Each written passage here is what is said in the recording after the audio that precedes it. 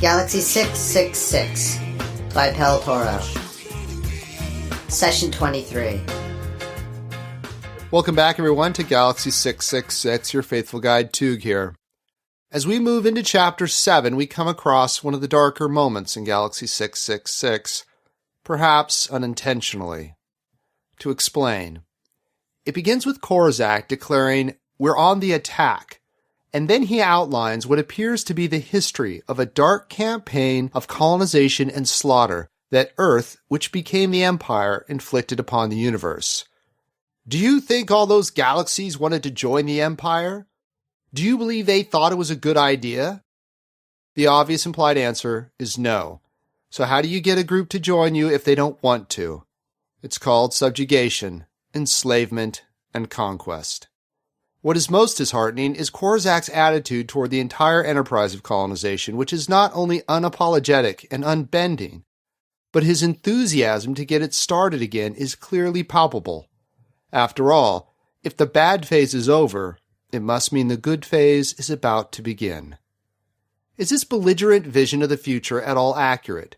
Can we never grow into a more capable and noble species? I would argue that it is, and we cannot. Look at what makes us human: possession of an imagination. An imagination allows us to understand the world beyond what our senses tell us the world really is. It allows us to imagine the what-ifs, and to make those mere possibilities real to ourselves. And that reality tends to become more concrete for us, not based on probabilistic potential of occurrence, but emotional engagement. We feel what we fear more than we feel what is likely to occur. As we experience our imagined futures, our primal natures take control and steer us towards fight or flight instincts. What if the aliens we meet are hostile? They may kill us off or enslave us. After all, our own experience tells us that's what the superior powers do. Certainly, when we are superior, we do it. Maybe we should get them before they get us.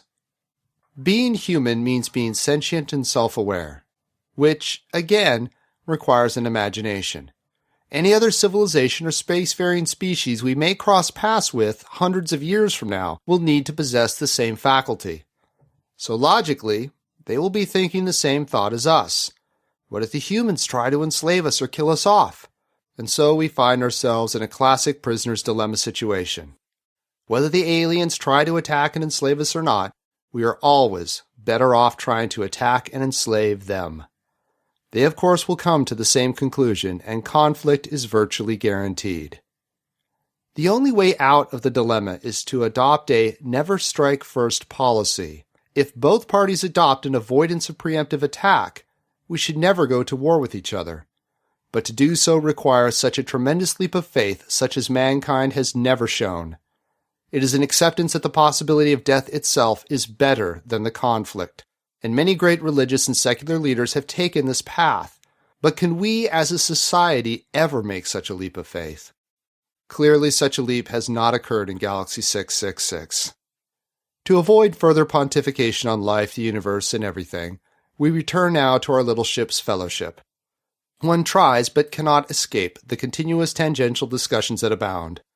What is most disarming, in addition to their frequency, is how the characters partaking in them completely ignore the events around them at the time. In this case, Oski, still shaken by his wanton act of destruction, states how misery loves company. What is nice about sayings such as that one is that they represent a piece of shared cultural identity, which conveys quite quickly one's thoughts without having to elaborate further. However, Pel still does. We all know what misery loves company means. But Pel then goes on to explain what he means by company. 6, 100, a regiment, collectively the universe sighs. We know, we got it, move on. The award for the most unfathomable and enjoyable portion comes in the metaphors that Pel has not just mixed, but is positively frappéd. The flight of the ship is somehow compared to a cork bobbing in the gutter before being sucked down a drain like a small weak-winged bird in a hurricane. As this is not a saying, and does not represent a shared cultural identity, this would be an ideal time for Pel to tell us what on earth he is talking about. So he follows with, "It's a tornado." Maybe should have started with that. For those of you reading along or reading ahead in the book, you may have noticed how truly turbulent the conversation became when Korzak introduced the idea of galactic history. By the time we get around to someone making the comment about different school subject titles being simply made-up words, we have no idea who is talking or what is being talked about. We went from the history of human conquest to random word etymologies with hardly a breath in the middle. Having experienced this before, we can but shake our collective head.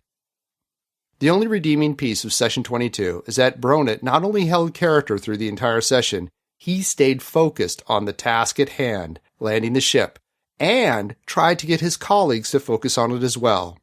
Here's to you, Captain Bronet. Well done.